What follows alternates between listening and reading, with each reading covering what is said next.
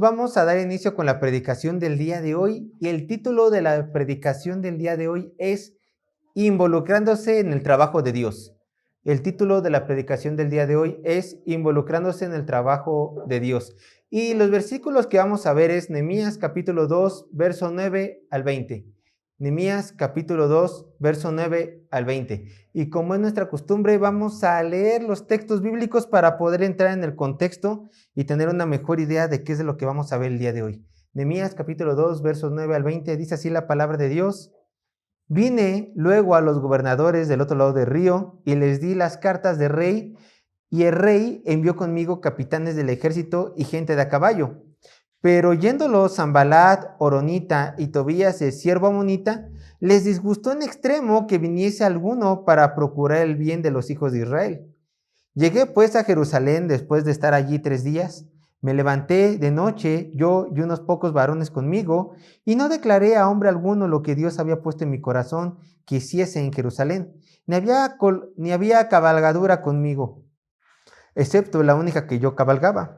Y salí de noche por la puerta del valle hacia la fuente del dragón y a la puerta del muladar. Y observé los muros de Jerusalén que estaban derribados y sus puertas que estaban consumidas por el fuego.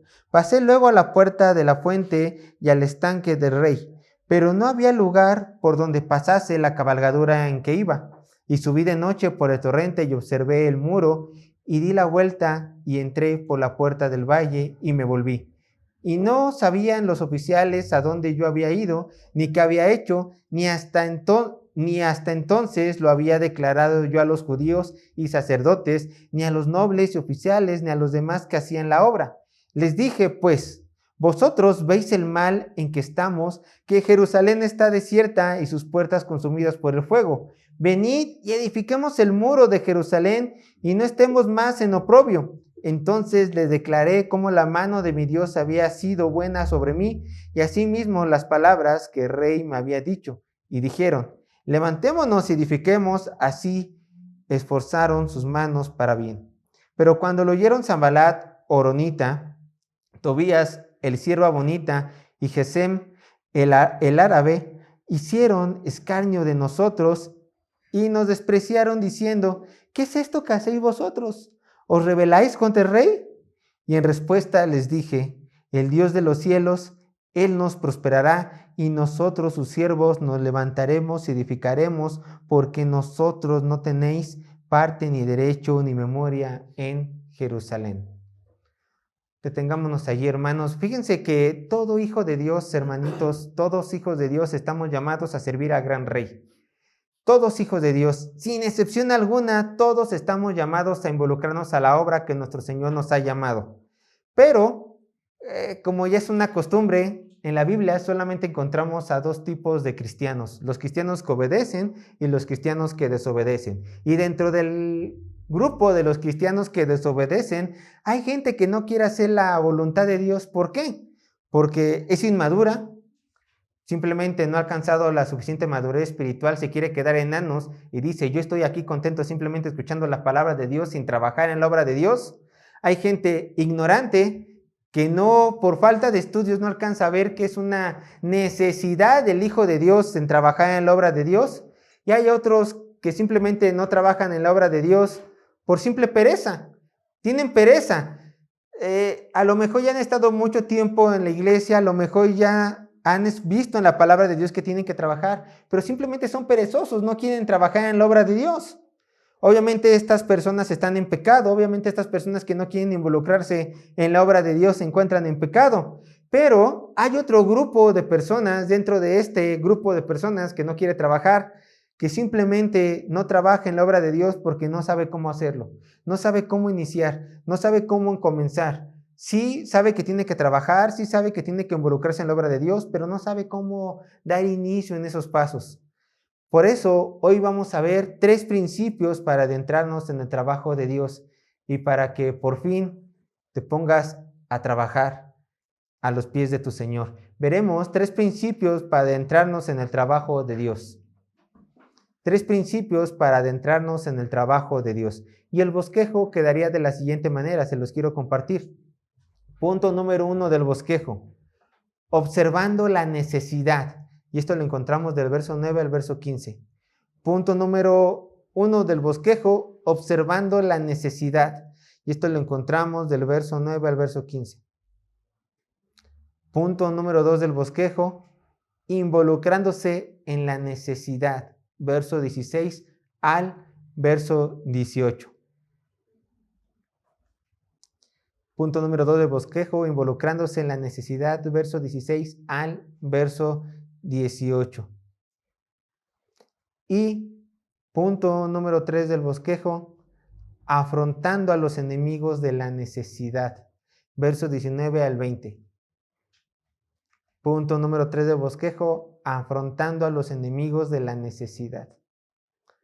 Así quedaría el bosquejo del día de hoy, pero hermanos, para volver a tener un poco más a la memoria todo lo que hemos estado viendo en los capítulos anteriores, bueno, solamente un capítulo y unos cuantos versículos, simplemente quiero decirles que en el capítulo 1 del libro de Nehemías encontramos que Nehemías se encontraba orando por el favor de Dios. Ustedes recordarán, llegaron a él uno de sus hermanos junto con otras personas de Judá y le dijeron: estamos muy mal allá en la Sierra Santa de Israel, todos tus hermanos están mal, los muros están destruidos, a lo que Nehemías sintió una gran tristeza. Y en el capítulo 1 se nos muestra que Nehemías puso manos a la obra. ¿En qué? ¿En dejar su trabajo? No, en irse del país donde estaba tampoco. Se puso manos a la obra. ¿Para qué? Para orar al Señor, para orar. Y en esta oración le encontramos una respuesta en los primeros 8 versículos del capítulo 2 de Nehemías. Aquí vemos que Dios usa un medio para nada convencional para que el rey le hablara a Nehemías, y a partir de esto Nehemías le pudiera hacer su petición. ¿Recuerdan? En el capítulo 1 quería Nehemías, pidió en oración hablar con el rey para hacerle su petición, y se tardó 4 meses para que el Señor contestara su oración.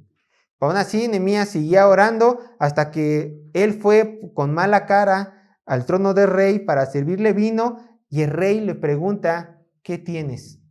Y así el Señor abre la puerta para que el copero le pueda decir exactamente qué era lo que quería para poder ir a Jerusalén y reconstruir los muros. Bueno, por eso se pasó 4 meses orando Nehemías. Pero ahora ya no veremos a Nehemías el hombre orando, y tampoco veremos a Nehemías el hombre esperando, sino que ya era momento de actuar, hermanos. Ya era momento de poner por obra lo que tanto había estado orando Nehemías. El copero de rey ya no iba a ser más el copero. Ahora en adelante se iba a transformar en el arquitecto de Rey de Reyes y Señor de Señores, en el arquitecto de Dios. Y usaría todos los medios que, por supuesto, el rey de Persia, por medio de la buena mano de Dios que estaba sobre Nehemías, le diera al arquitecto para poder reconstruir los muros de la ciudad y así poder cumplir su gran misión. Y después de este resumen, hermanitos, podemos ver que la plática que tuvieron el rey Atarjerjes y Nehemías, pues era simplemente para que Nehemías pudiera obtener lo necesario para poder ir a la tierra de Jerusalén. Pero imagínense esto, yo les pregunto a ustedes, ¿acaso Nehemías no estaba bien donde estaba, trabajando en el palacio real? Dependiendo de la estación del año, él estaba sirviendo a rey en uno u otro palacio, o sea que el clima para él nunca iba a ser desfavorable. ¿Acaso, yo les pregunto, Nehemías no tenía lujos? Claro que sí. ¿A poco no tenía un trabajo estable? Por supuesto. Tenía una gran cama donde dormir y un gran techo donde estar también. Y sin duda también tenía alimento seguro. Es más, probaba de los mejores manjares, porque parte del trabajo de los coperos del rey era comer de la comida del rey para ver si no tenía veneno. Entonces comía de los mejores manjares. Prácticamente tomaba los mejores vinos, comía las mejores comidas, tenía mejores sueldos. Y todo esto Nehemías dijo: todo esto es basura, yo quiero hacer la obra que el Señor me mandó a que yo hiciera. No me importa dejar nada de mis comodidades con tal de ir y hacer lo que el Señor me mandó. Nehemías veía a la tierra palestina, veía rumbo a Jerusalén, ponía ahí sus ojos y decía: yo tengo una misión y nada va a hacer que yo detenga esta gran obra que Dios ha puesto en mi corazón.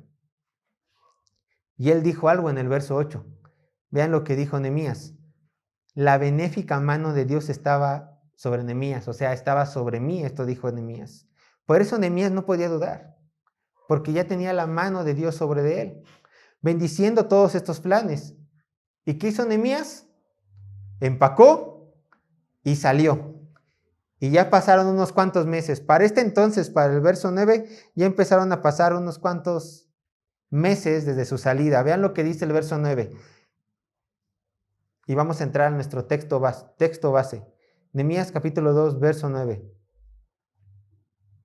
Vine luego a los gobernadores del otro lado del río y les di las cartas de rey, y el rey envió conmigo capitanes del ejército y gente de a caballo. Vean lo que dice aquí. Vine luego a los gobernadores del otro lado del río. Bueno, él si quería dirigirse a tierra palestina tenía que cruzar un gran río llamado río Éufrates. A este río se está dirigiendo Nehemías. De hecho, ustedes pueden ver sus mapas y pueden ver que ahí está el río Éufrates. Si quieren venir a tierra palestina, donde estaba en Susa, tenía que recorrer por el río Éufrates, si es que quería llegar a Jerusalén. Pero vean, también menciona algo el texto. Menciona que el rey le envió con Nehemías capitanes del ejército y gente de a caballo. Y tengamos en mente algo muy importante. Nehemías, recuerden lo que estudiamos en el capítulo 1, Nehemías no era cualquier persona. Nehemías fue el copero del rey, de la nación más poderosa de su tiempo. Y además el rey le dijo algo como condición para dejarlo ir. Y esto lo encontramos en los primeros 8 versículos. Le dijo: Nehemías, ¿cuánto tiempo vas a estar fuera?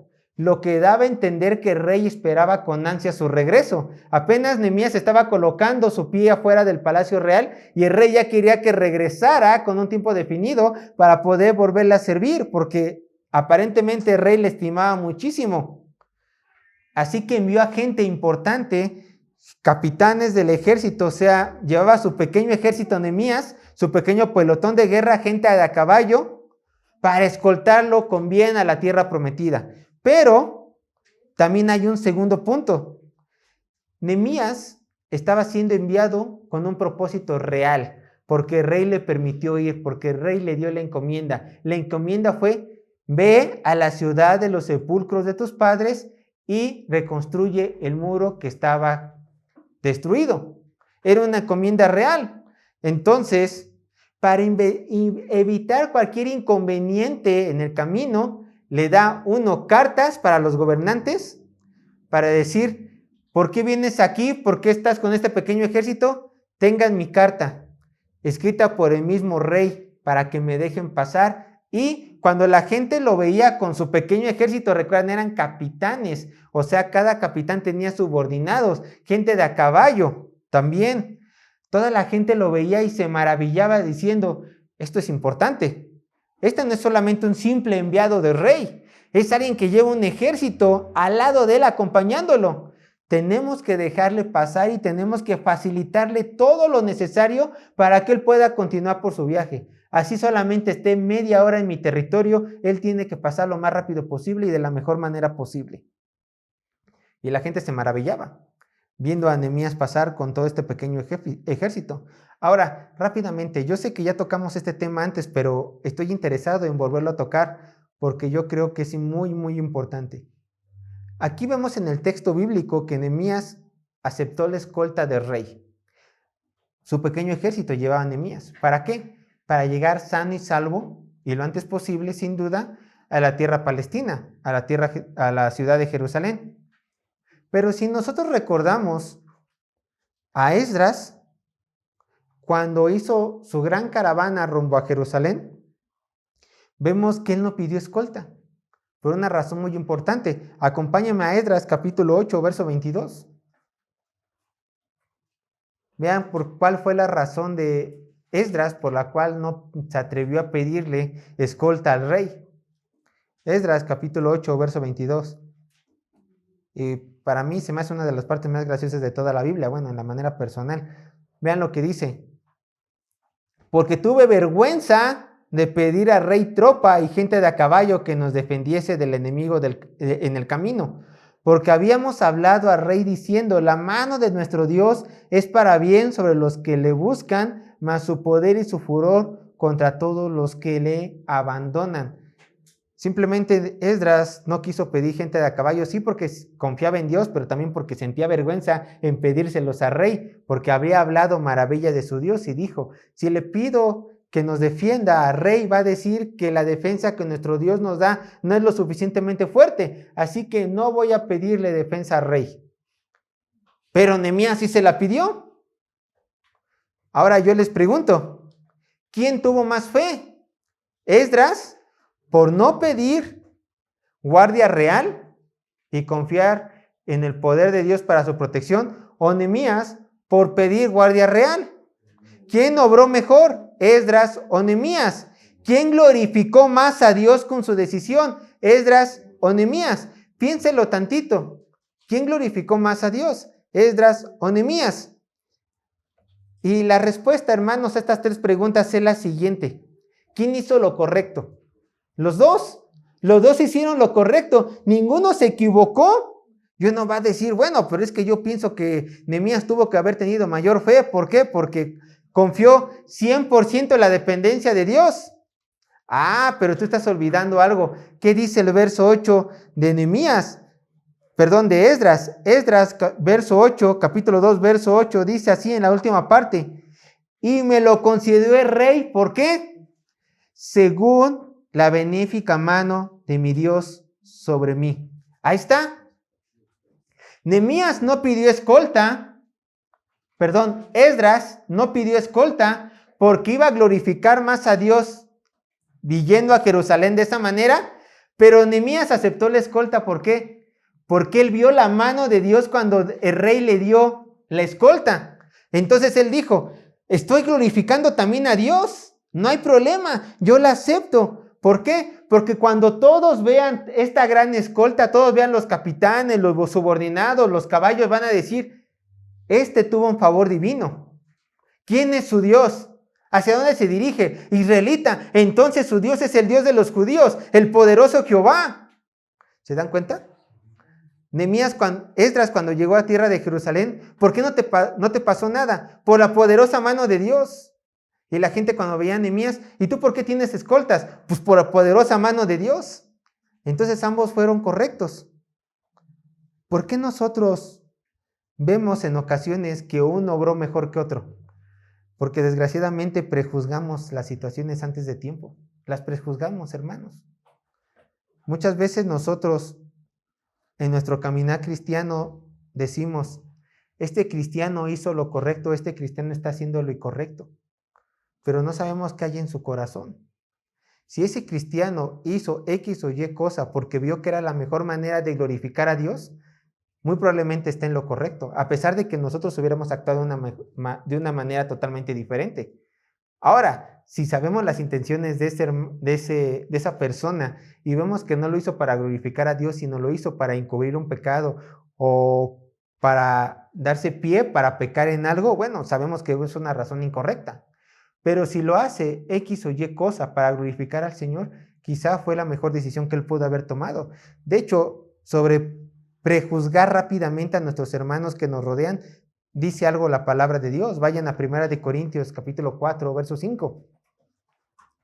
Con esto no estoy diciendo que no podemos juzgar, podemos juzgar. Juzgar es parte de discernir. 1 Corintios capítulo 4, verso 5. Juzgar es parte de discernir. Pero cuando juzguemos tenemos que hacerlo calmadamente, sobriamente. Y antes de hablar tenemos que observar. 1 Corintios capítulo 4, verso 5. Vean lo que dice la palabra de Dios. Así que no juzguéis nada antes de tiempo. ¿No? O sea, no juzguéis nada antes de tiempo. Hasta que venga el Señor, el cual declarará también lo oculto de las tinieblas y manifestará las intenciones de los corazones. Entonces cada uno recibirá su alabanza de Dios. ¿Tú hiciste esto para glorificar a Dios conforme a las Escrituras? Bien, yo lo hubiera hecho diferente, tal vez, pero si tú no contradices la palabra de Dios, por lo tanto no pecas, sigue tu camino. Sigue tu camino. Así Esdras y Nehemías actuaron de manera diferente, pero ambos para la gloria de Dios están bien ambos. Ambos están bien. Ambos están completamente bien. Por eso el Señor dice, no juzguéis antes de tiempo. Podemos juzgar, sí, pero tranquilos, relajados. Veamos las intenciones del corazón de las personas antes, si es que podemos hacerlo. Si no, no te preocupes, déjaselo al Señor. Y el juicio, dice aquí, vendrá en su cabeza, para alabanza o para condenación. El Señor sabrá. Pero continuemos con nuestro texto. Esto solamente era un paréntesis en medio del texto bíblico. Vean lo que continúa diciendo el verso 10. Nehemías capítulo 2, verso 10. Nehemías capítulo 2, verso 10. Dice, pero había un inconveniente. Aquí habla de un inconveniente. Pero oyéndolo Sanbalat, Horonita y Tobías, el siervo amonita, les disgustó en extremo que viniese alguno para procurar el bien de los hijos de Israel. Y en este versículo se nos deja ver quiénes fueron los enemigos de Dios, los enemigos del pueblo de Dios. Y tanto así, Nehemías lo tenía tan identificados que hasta les puso nombre y casi apellido.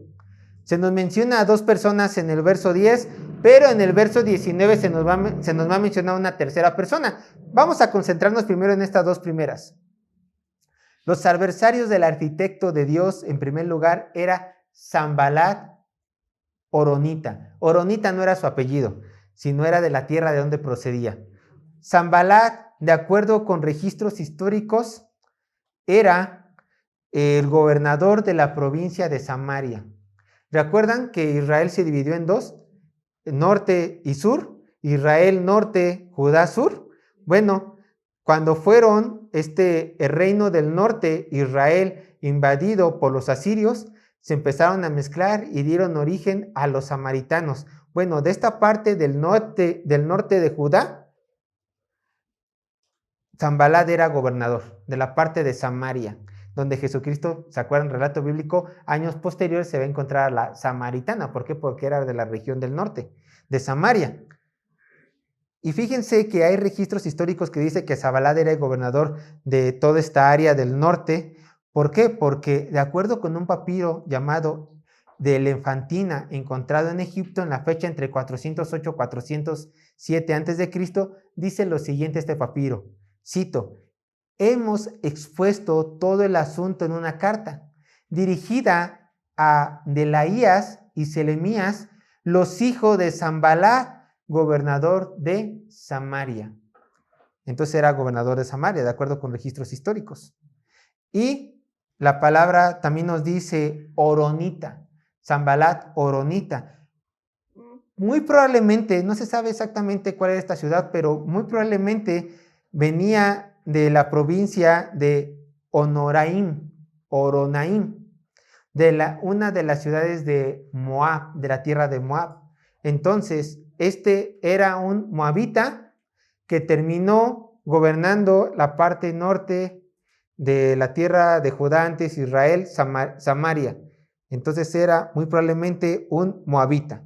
Entonces ya tenemos que este hombre estaba gobernando la parte norte, ¿no? Imagínense, aquí está Judá, la parte norte de Samaria, y esto está gobernando Sanbalat. Obviamente venía del norte, Nehemías tenía que haber pasado por su tierra, y tuvo que haberle enseñado las cartas, tuvo que haber visto todo esto, y cuando vio, oye, ¿a qué vas?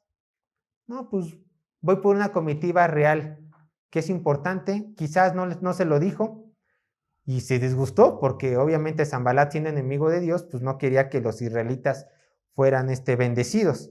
Pero encontramos un segundo hombre, encontramos a Tobías, el siervo moabita, dice siervo amonita. Ahora, este hombre, Tobías, amonita, tiene un nombre hebreo. ¿Qué nos da a entender? Que en su línea genealógica hay hebreos, judíos, y aún así era enemigo de Dios. Se van a maravillar. ¿Saben el significado de Tobías? El significado de Tobías es Jehová ha tenido misericordia. Y este hombre no estaba teniendo misericordia para el pueblo de este Dios. Al contrario, se volvió su enemigo, a pesar de que tenía familia hebrea dentro de su linaje. Y no se sabe a ciencia cierta, hermanos, qué cargo tenía este hombre, pero hay dos posturas importantes. La primera postura, por la manera como está escrito el texto, muy probablemente en la primera postura encontramos que este Tobías era el escudero de Sanbalat. Trabajaba para Sanbalat y también odiaba a los judíos.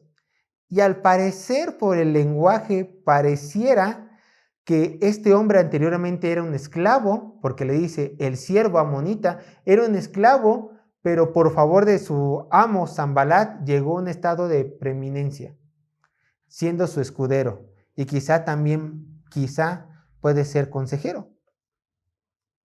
Pero hay una segunda postura.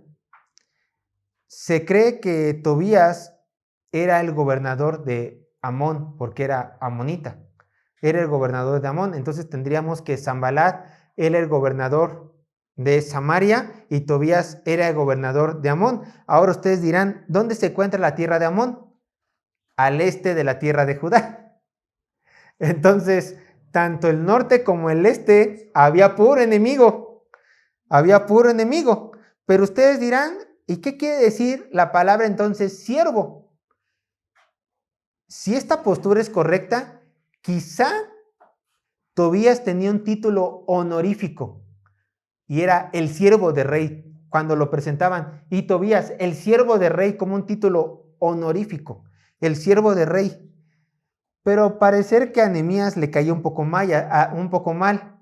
Así que simplemente en su escrito le puso Tobías el siervo amonita, dando a entender que era un sirviente, uno más. El importante aquí es Sanbalat. Tú, Tobías, tú solamente haces lo que Sanbalat te dice. Por eso eres el siervo. O también menospreciándolo, porque en la palabra hebrea de siervo también se puede traducir como esclavo. Tú eres un esclavo. Quizá lo decía para menospreciarlo. Muy probablemente hacer el caso. Entonces aquí ya tenemos identificados a los dos primeros enemigos del pueblo de Dios, que posteriormente vamos a ver que sí tratan de impedir la obra que Dios le había mandado hacer al arquitecto Nehemías. Entonces, después de estos versículos, versículo 9 y versículo 10, por fin ya vemos a Nehemías entrando a la ciudad de Jerusalén. Por fin vemos a Nehemías ya llegando a la tierra que tenía que llegar. Verso 11. Nehemías capítulo 2, verso 11. Dice así la palabra de Dios. Llegué pues a Jerusalén y después de estar allí 3 días. Hermanos, Nehemías no era Superman. Nehemías no era Batman. Nehemías necesitaba descansar. Nehemías, después de un viaje alrededor de 3, 4, 5 meses, porque ellos, recuerden, todo le facilitaban el viaje a Nehemías, quizá era un viaje mucho más corto que el de Esdras, aún así estaba cansado. Recuerden que Esdras estaba acostumbrado a grandes comodidades, entonces quiso descansar unos 3 días, que son la misma cantidad de días que Esdras descansó cuando llegó a tierra de Jerusalén. Pero recordemos que Nehemías no era cualquier hombre que simplemente se echaba a dormir, que sí, sin duda, se echó a dormir, pero quizás estos 3 días también lo aprovechó para orar más al Señor, para que el Señor le diera dirección, para que guiara sus pasos, para ver cómo empezar a trabajar en la obra. Y es aquí, hermanos, precisamente aquí, del verso 11 en adelante, donde comenzaremos a ver los 3 principios que el cristiano puede usar para adentrarse a la obra de Dios. Y el primer principio es observando la necesidad. Si tú quieres involucrarte, hermano, en la obra de Dios, y debes de involucrarte en la obra de Dios, primeramente tienes que ser un observador, observar una necesidad. Nehemías ya sabía que la necesidad del pueblo de Israel era reconstruir los muros, pero Nehemías no estaba quizás nunca había estado en la tierra de Jerusalén o ya llevaba muchísimos años de no estarlo.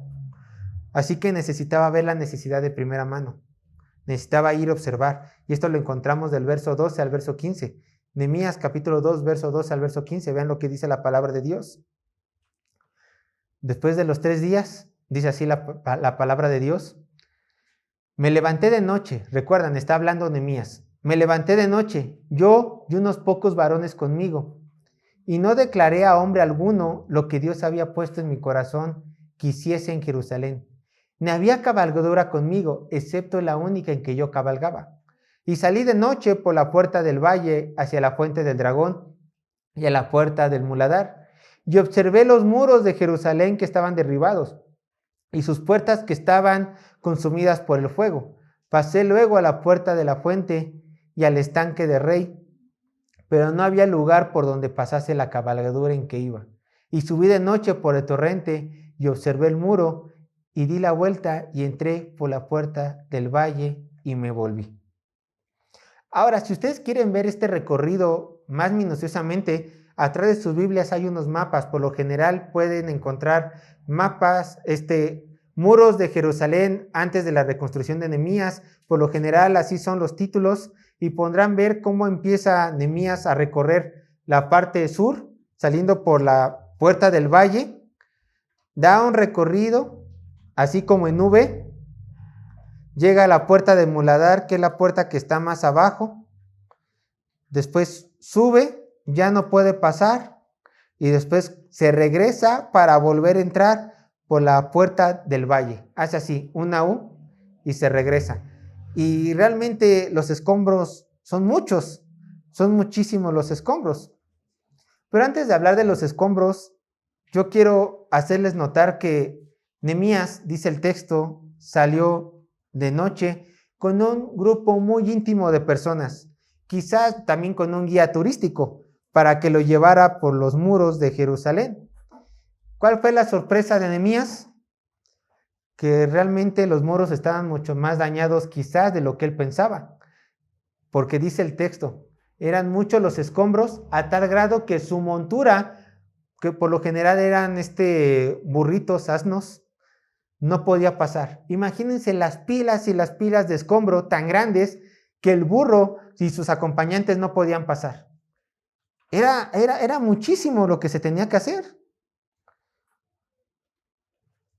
Bueno, hermanos, ya fue a ver Nehemías y ya dijo, de hecho es mucho el trabajo. Ahora, pasando con la aplicación.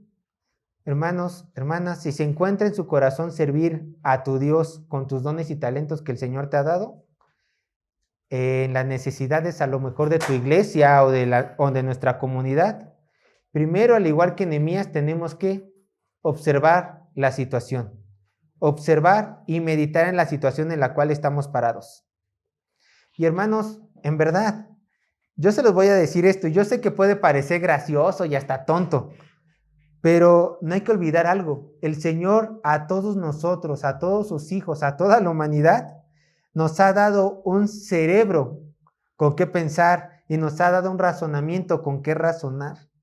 Así que no nos podemos nosotros simplemente conformar y ser igual que otros cristianos o otras personas que no ocupan su cabecita, que les da pereza ocupar su cabeza, que no quieren pensar, que simplemente se dejan guiar por emociones. Y hacen todo mal, hacen toda la obra mal. Nosotros no queremos esto, nosotros queremos imitar a Nehemías, nosotros queremos observar la situación, razonar en la situación y así, después de una buena observación, de un buen razonamiento, poner por obra lo que el Señor nos ha puesto en nuestro corazón por medio de conclusiones razonables. ¿Sabes por qué muchas veces los hermanos en Cristo con muy buenas intenciones fracasan en los trabajos que se han puesto en su corazón? Salud, porque no razonan, porque no se toman el tiempo en pensar. Yo les pregunto a ustedes, ¿ustedes piensan que los grandes hombres de Dios, cuando el Señor les puso una necesidad en su corazón, no se pararon, razonaron y observaron? Hermanos, ningún grande hombre de Dios, y mujer por supuesto, no se paró a observar ni a contemplar la situación. Todos lo hicieron, todos lo hicieron. Yo les pongo, por ejemplo, Josué, el gran conquistador. La vez que los 10 reyes pelearon contra Josué, ¿ustedes no creen que Josué fue un gran estratega? Y para ser un gran estratega tuvo que haber sido un gran razonador. Entonces dijo, ¿cuál es la mejor estrategia contra estas 10 naciones? Se sentó, meditó, pidió consejo, observó el terreno y dijo, esta es la solución. Ah, pero Dios estaba con Josué. Sí, Dios estaba con Josué, pero eso no le exentaba a Josué de su necesidad de observar la situación para dar la mejor solución posible. Otro ejemplo, Salomón, el hombre más sabio de toda la Biblia. Cuando alguien le pidió un consejo, ¿no creen que Salomón simplemente en un momento dijo, tengo que meditarlo más para poderte aconsejar conforme a la voluntad de Dios? Claro que tuvo que haber hecho esto Salomón. Antes de tomar cualquier decisión, Salomón tuvo que meditarla, tuvo que pensarla, tuvo que observar la situación. Otro ejemplo en la Biblia, el apóstol Pablo, el llamado también el apóstol de los gentiles. ¿Cuántas ciudades no fue evangelizar el apóstol Pablo? Muchísimas. Y cada vez que entraba a una ciudad diferente, ¿no creen que él entraba con la ciudad diciendo, a ver, primero tengo que ir con los judíos, voy a estar tantos días con ellos, después hay una plaza allí, puedo sentarme para platicar con las personas o no? Quizás hay una plaza mucho más grande donde se permiten hablar con las personas. En lugar de ir uno por uno, es mejor ir y ver si esta plaza es adecuada para que yo me pare en un banquito y empiece a predicar la palabra de Dios. Así poco a poco empieza a juntar la gente. Y cuando la gente venga, necesitaré un lugar donde trabajar primeramente y donde también enseñar la palabra de Dios. ¿Se dan cuenta? Empezaba a ¿qué? A planear, a observar, a planear, a observar, a planear, a observar. Y el cristiano no hace eso. El cristiano actual le da pereza hacer todo esto. Un ejemplo no tan grande, George Mueller, que hemos estado hablando porque se ha estado tocando el tema de la oración. George Mueller era una persona que oraba como muy pocas en el mundo han orado. ¿Se acuerdan el apodo de George Mueller? Aquel hombre que Dios contestaba todas sus oraciones. Ese era su apodo, así lo conocían. Ahí viene George Mueller, el hombre que Dios contesta todas sus oraciones. Y sí es verdad, Dios contestaba todas sus oraciones. Todas. Pero cuando abrió su primer orfanato, se encontró con necesidades y con problemas. Él dijo, yo quiero abrir un orfanato. Rentó una casa, pero él empezó a ver y dijo, ay, en la casa solamente cabe cierta cantidad de niños. Entonces solamente vamos a abrir el orfanato para cierta cantidad de niños.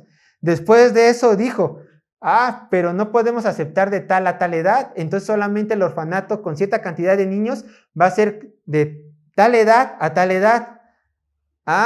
Pero también necesitamos definir el sexo de los niños, porque son diferentes las necesidades de un varón que de una niña. ¿O va a ser mixto? Necesitamos medir todo esto.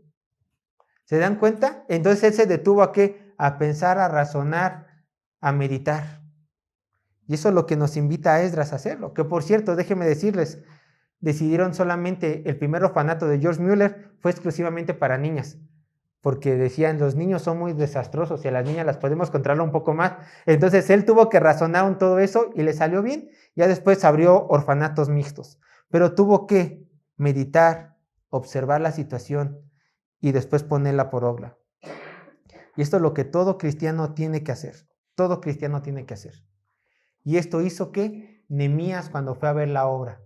Hermanos, no es lo mismo el trabajo con escombro o sin escombro.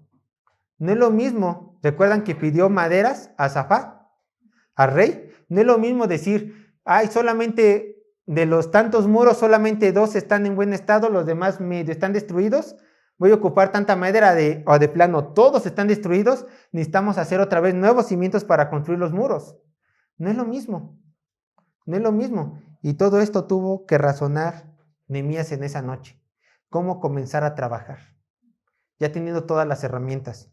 Ahora, alguien me dirá, bueno, entonces me voy a dedicar a razonar intensamente, me voy a dedicar a planear intensamente toda la obra de Dios. Y es bueno que lo hagas, créeme que va a ser bueno. Pero regresando, no solamente necesitas planear y observar qué es bueno y lo vas a requerir si quieres involucrarte en la obra del Señor, sea cual sea. También necesitas dependencia a Dios en oración. Vean lo que dice Proverbios capítulo 16, verso 3.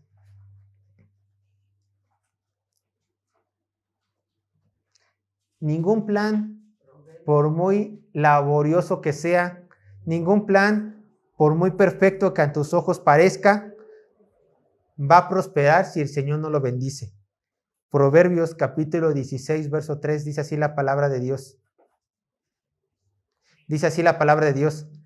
Encomienda a Jehová tus obras y tus pensamientos, ¿qué? Serán afirmados. Esa es la ayuda divina que todo hombre necesita cuando empieza el trabajo de Dios.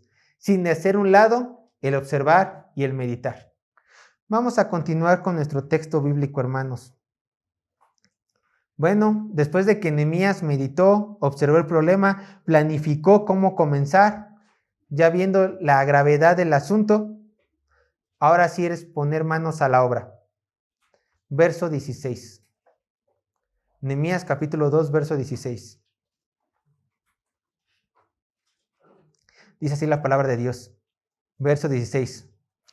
Y no sabían los oficiales a dónde yo había ido, ni qué había hecho, ni hasta entonces lo había declarado yo a los judíos y sacerdotes, ni a los nobles y oficiales, ni a los demás que hacían la obra.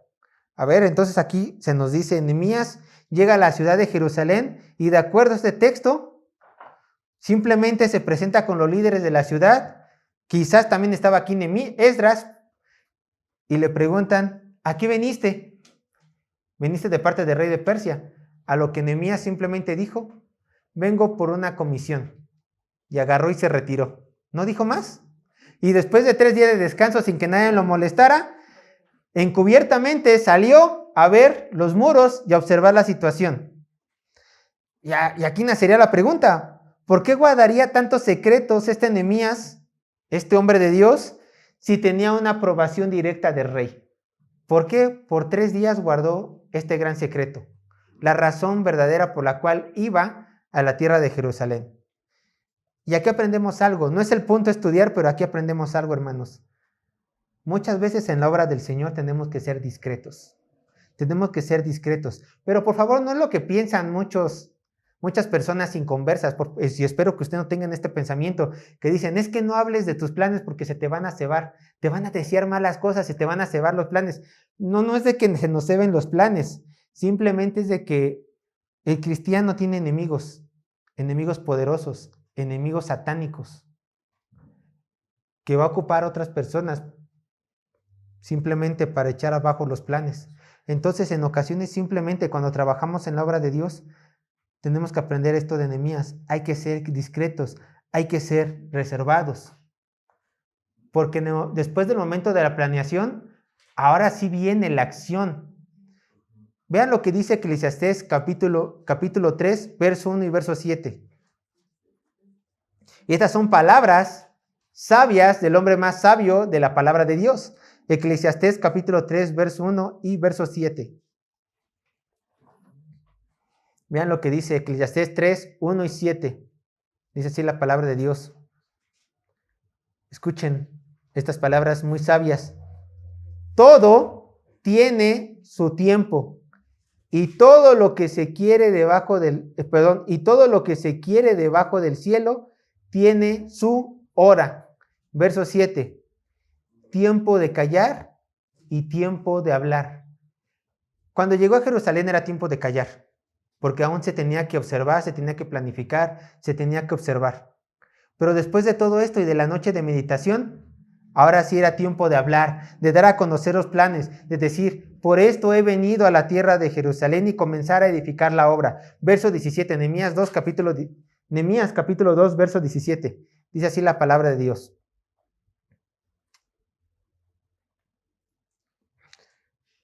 Nehemías capítulo 2, verso 17. Dice, les dije pues, o sea, a los líderes, a todas las personas que estaban ahí en la comitiva, le dije pues, vosotros veis el mal en que estamos, que Jerusalén está desierta y sus puertas consumidas por el fuego. Venid y edifiquemos el muro de Jerusalén y no estemos más en oprobio, o sea, en vergüenza. Y ahora sí, sin ninguna reserva, Nehemías da a conocer a todo su plan, edificar el muro de Jerusalén. Pero vean lo que no dice el texto. El texto no dice, he venido a Jerusalén para supervisar la obra de la reconstrucción. O tampoco dice, he traído los recursos para que ustedes construyan los muros. Tampoco dice eso el texto. El texto en todo momento nos deja ver que Nehemías quería involucrarse en la obra. Nehemías se quería involucrar. Y primero, ¿cómo se involucró? Cuando les habló, se involucró con el dolor del pueblo, porque estas fueron sus palabras. Antes de decir, edifiquemos, dice, vosotros veréis el mal en que estamos. Esta no era la ciudad de Nehemías, pero él dijo, estamos, me identifico contigo. Y posteriormente ya dijo, edifiquemos el muro. Tú y yo, con este dolor, con este pesar, que somos hermanos, todos nosotros, descendientes de Abraham, edifiquemos el muro de Jerusalén, edifiquemos los muros. Y esto nos deja al principio número 2, si quieres involucrarte en la obra del Señor. Primero, observación. Y el segundo, involucrarnos. Trabajar en la obra directamente, involucrarnos en la obra del Señor. Si tú realmente quieres ser bendecido por Dios y ser útil para la expansión del reino de los cielos, hermanos, tú no te puedes permitir decir las siguientes palabras. Tú no puedes decir esto. Tuve esta gran idea para el reino de los cielos. ¿Quién levanta la mano para que alguien más la haga? Tú no te puedes permitir hacer esto. ¿Por qué? Porque te perderías lo bueno del asunto. Tú no serías verdaderamente bendecido. Yo te digo, si este es tu pensar, ¿qué bendición espiritual traerías para tu vida? Está bien, tu idea fue grande, alguien más la agarró, alguien más la aceptó, alguien más la está ejecutando. Pero para tu vida, ¿qué bendición hay? Nada. Mejor es hacer como Nehemías. Tuve esta idea. Me involucro en mi idea para la gloria de Dios. Yo me involucro. ¿Acaso ustedes no conocen cristianos que primero dicen, me involucro, yo lo hago, y de repente ven que dejan ese ministerio para que otra persona ya lo esté llevando? Yo conozco a varios. ¿Tú conoces a uno? Es más, yo te hago la pregunta, ¿tú eres uno de esos? Que dijo, hay que hacer esto, y de repente te hiciste a un lado y alguien más lo está llevando. ¿Y tu bendición? Dios tiene mi bendición porque yo propuse la obra. Sí, pero así de chiquita. Así de chiquita. Pero el que está llevando la obra, así de grande. Porque está aprendiendo, está edificando, está viendo, se está preocupando, está dependiendo del Señor. ¿Se dan cuenta? Eso es diferente. ¿O cuántas veces? Bueno, no me adelanto. ¿Se dan cuenta? El Señor quiere involucrarse. Nehemías no solamente quería estar supervisando, genuinamente Nehemías quería cargar cada ladrillo con sus propias manos. Genuinamente eso quería hacer Nehemías. Por eso Nehemías decía, hay que hacerlo todo juntos. Y hermanos, dentro de la familia cristiana no hay espacio para la gente perezosa. No hay espacio para la gente que solamente tiene una buena idea y que se sienta luego de decirla. No hay espacio. No hay espacio. Si realmente quieres que se fortalezcan los lazos de la familia espiritual y quieres que esta familia espiritual esparce el reino de los cielos aquí en la tierra, no hay espacio para esa gente. Entonces alguien me podría decir, Sergio, pero es que yo no tengo la capacidad que tenía Nehemías para iniciar una obra tan grande para el Señor. Tampoco tengo la fe de George Mueller para iniciar un orfanato. Y ni siquiera tengo el llamado para ser pastor. Ni siquiera como mujer tengo el llamado para enseñarle a otras mujeres. A ver, Sergio, entonces, ¿qué puedo hacer? Si no es que dar solamente ideas. Déjame decirte, hermano, hermana, que te estás menospreciando muchísimo con esto. Porque tus ideas son buenas. Puede ser que sean buenas, puede ser, ya lo dije, puede ser que tengas una buena idea, que alguien más lo haga conforme a sus dones, claro. Pero tampoco menosprecies lo que el Señor te ha dado. Porque el Señor a cada persona por individual le ha dado dones espirituales y talentos. Entonces, tú en lugar de que te frustres en querer poner un orfanato con la fe de George Mueller, que a lo mejor no tienes esa fe, o a lo mejor quieres dar un estudio bíblico, pero no tienes la capacidad intelectual que el Señor da para poder darlo, tienes otros dones. ¿Como cuáles? Hay 2 listas de dones. por favor, identifica cuál es el tuyo y trabaja acorde a ese don que tienes. Y ya no te martirices por lo que no tienes. Por ejemplo, vean lo que dice 1 Corintios capítulo 12, verso 8 al 11. Fíjense, antes de que lo leamos, 1 Corintios capítulo 12, verso 8 al 11, este es el talón de Aquiles de muchos cristianos y es el daño que ha hecho Internet a muchos de nosotros. ¿Por qué? A la iglesia en general.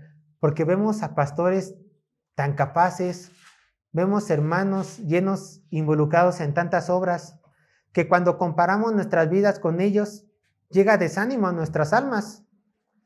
Pero hermanos, tú no te tienes que comparar con ninguno de ellos, tú eres tú. George Mueller fue George Mueller, John MacArthur es John MacArthur, Esther fue Esther, Nehemías fue Nehemías, Esdras fue Esdras. Es más, Esdras intentó construir los muros y Esdras no pudo, tuvo que venir Nehemías. Zorobabel intentó construir, restablecer la adoración en sus tiempos, no pudo, tuvo que venir Esdras. Cada persona tiene sus dones espirituales diferentes y cada persona tiene que trabajar en la obra del Señor conforme a sus dones. Esta es la realidad bíblica. Y estas que te voy a presentar son listas de dones espirituales. Así que deja de compararte con los grandes hombres de Dios que vemos en internet y mejor haz lo que a ti te corresponde, que lo harás bien, porque tienes al Espíritu Santo dentro de ti. 1 Corintios capítulo 12, verso 8 al 11. Porque a este es dada por el Espíritu palabra de sabiduría, a otro palabra de ciencia según el mismo Espíritu, a otro fe por el mismo Espíritu, a otro dones de sanidades por el mismo Espíritu, a otro el hacer milagros, a otro profecía, a otro discernimiento de espíritu, a otro diverso género de lenguas, a otro interpretación de lenguas. Escucha, pero todas estas cosas las hace uno y el mismo Espíritu, repartiendo a cada uno en particular como Él quiere. Ahora vean Romanos 12, 6, 8, yo lo leo porque ya estamos cortos de tiempo y quiero terminar. Romanos 12, versos 6 al 8, dice, de manera que teniendo diferentes dones, según la gracia que nos es dada, si el de profecía, use conforme a la medida de la fe, o de servicio en servicio, o el de enseñar, o el que enseña en la enseñanza, el que exhorta en la exhortación, el que reparte con liberalidad, el que preside con solicitud, el que hace misericordia con alegría. Aquí hay diferentes dones. Ocupa tus dones, pero úsalos. Involúcrate en la obra. Involúcrate en la obra conforme a tus dones. Bueno, yo te lo sugiero para que recibas, como lo dijo mi hermano Alejandro, galardones en el reino de los cielos. Pero eso sí, déjame decirte, no existen los cristianos perezosos. Si tú no te has involucrado en la obra del Señor conforme a tus dones, simplemente estás en pecado. Simplemente estás viviendo en pecado. Necesitas arrepentirte y trabajar en la obra. Sea grande a tus ojos o sea pequeña a tus ojos, pero necesitas involucrarte en la obra del Señor. Ahora, vámonos rápidamente. Voy a meter un poco más de prisa porque quiero terminar con esto. Nehemías, capítulo 2, verso 18, sigue en la misma línea. Ya les dijo Esdras, verso 17, Nehemías le dijo a todos, ¿saben qué? Yo vine aquí para reedificar los muros, reedifiquemos los muros. Este es el propósito por el cual Nehemías llegó a Jerusalén. Verso 18, entonces les declaré como la mano de mi Dios había sido buena sobre mí, y asimismo las palabras que el rey me había dicho, y dijeron, levantémonos y edifiquemos. Así esforzaron sus manos para bien. Pongan atención con las palabras que un solo hombre logra hacer, hermanos. A lo mejor los judíos, incluyendo Esdras, ¿se acuerdan? Esdras capítulo 4 se nos dice que ya habían intentado reconstruir los muros, pero los enemigos de Dios se los impidieron y vinieron con fuerza, hubo un gran pleito, quizás hubo muertos, y tumbaron los muros y quemaron las puertas, porque el rey Atarjerjes dio la orden que se impidiera la obra. Quizás estos judíos, incluyendo Esdras, estaban desanimados. Por lo que había ocurrido meses atrás, ya no querían volver a construir los muros. Ya no querían trabajar en la obra del Señor. Pero un solo hombre, Nehemías, llegó y les dijo, esto ha hecho Dios por mí, por todos nosotros, reconstruyamos. Y el testimonio de un solo hombre, ¿qué fue lo que hizo? Inyectó fe a los que estaban alrededor, aún a Esdras. Y dijeron, levantémonos y edifiquemos los muros. Ahora sí, hemos estado de perezosos, pongámonos a trabajar. Trabajemos. Y yo quiero decirte aquí 2 puntos, por la cual tú tienes que trabajar en la obra del Señor. Tu fe puede animar a otros a trabajar en la obra del Señor. Así como la fe de Nehemías se contagia, tu fe se puede contagiar. Y gente que a lo mejor no sabía que podía hacer esa obra, te puede acompañar a ti en ese trabajo.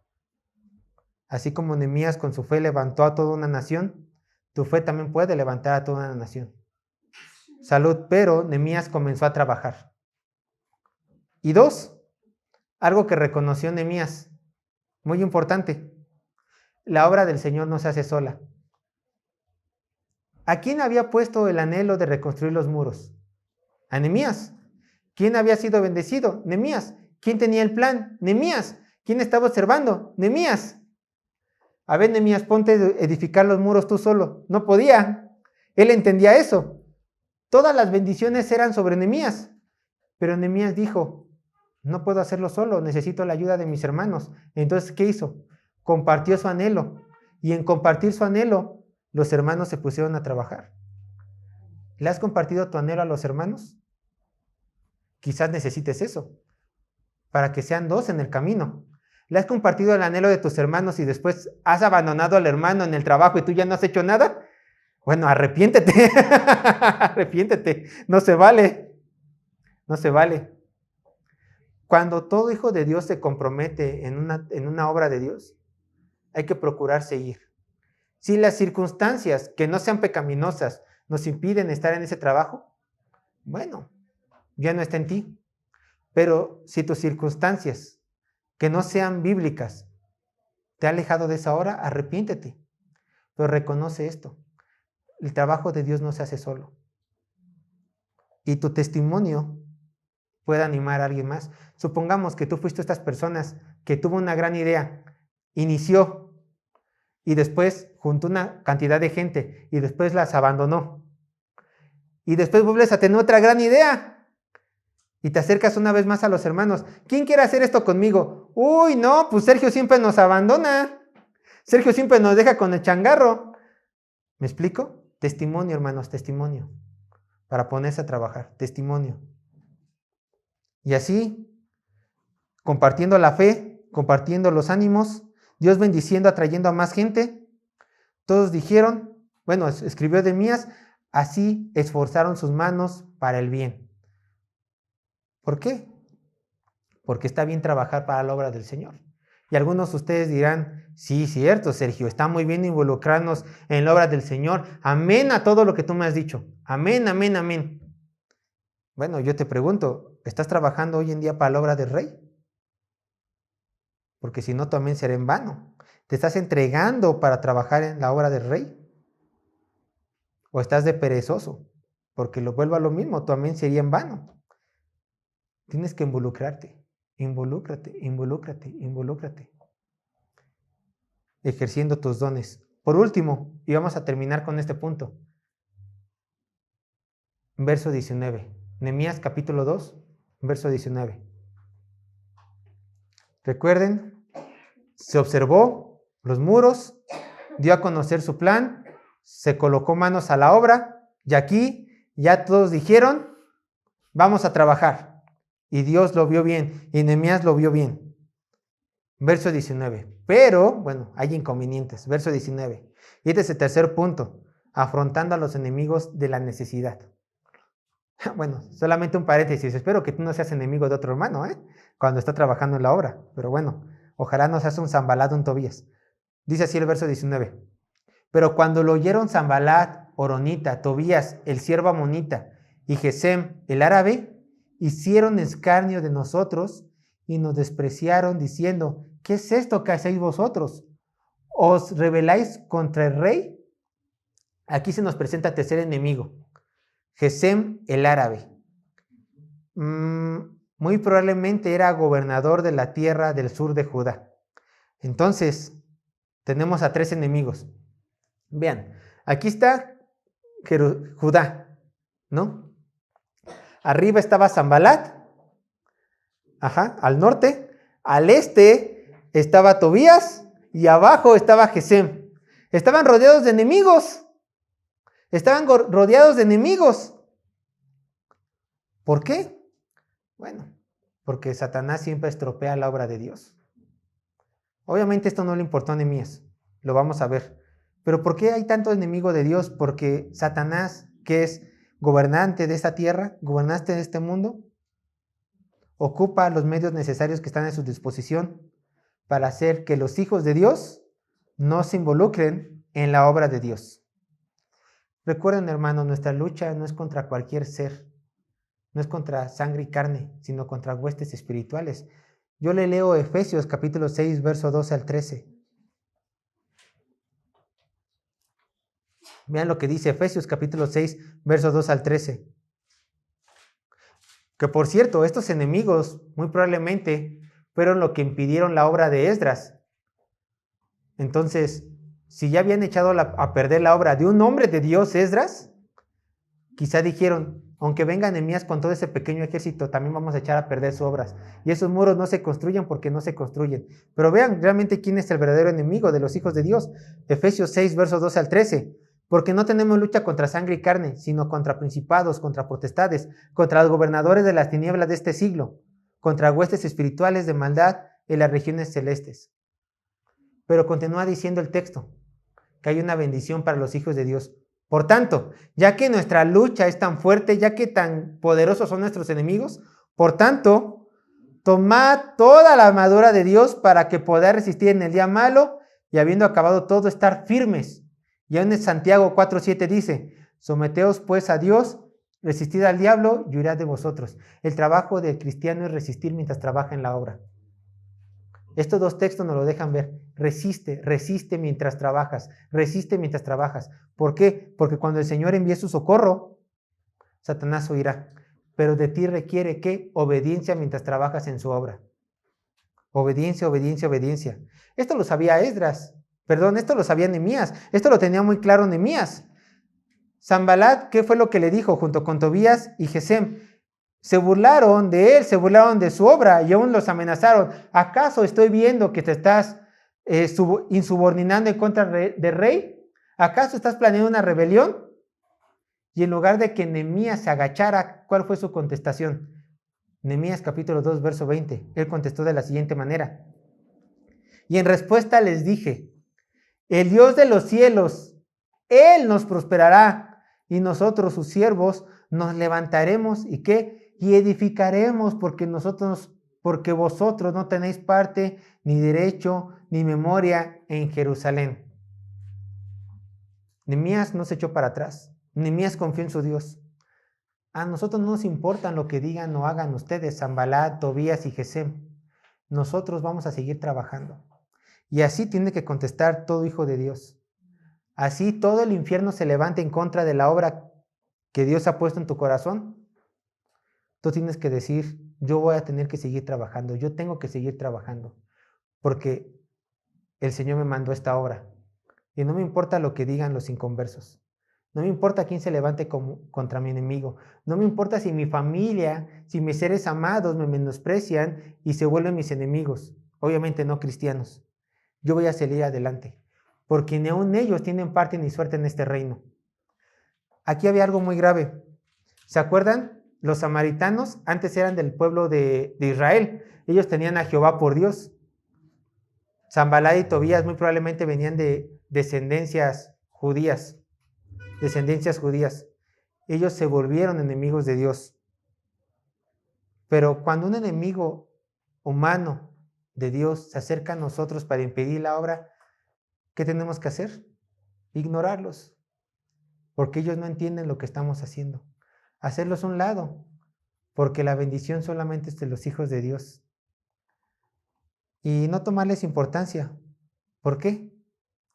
Porque ellos desconocen qué es ser parte de la familia del reino de los cielos. Entonces, hermanos, Concluyo con esto. Levántate, ya no duermas, no seas perezoso. Ponte a trabajar en la obra que el Señor ha puesto en tu corazón. Yo ya soy pastor. Yo estoy trabajando. Mi hermano también. ¿Y ustedes? ¿Están trabajando en lo que el Señor les ha puesto en su corazón? ¿Están ejercitando sus dones? ¿Y aún el día de mañana van a seguir trabajando en eso? Espero que sí. Yo espero que te levantas tú que duermes y que te despiertes tú perezoso. Recuerda, observa, involúcrate y lucha contra el enemigo resistiéndolo. Oremos al Señor. Oremos al Señor.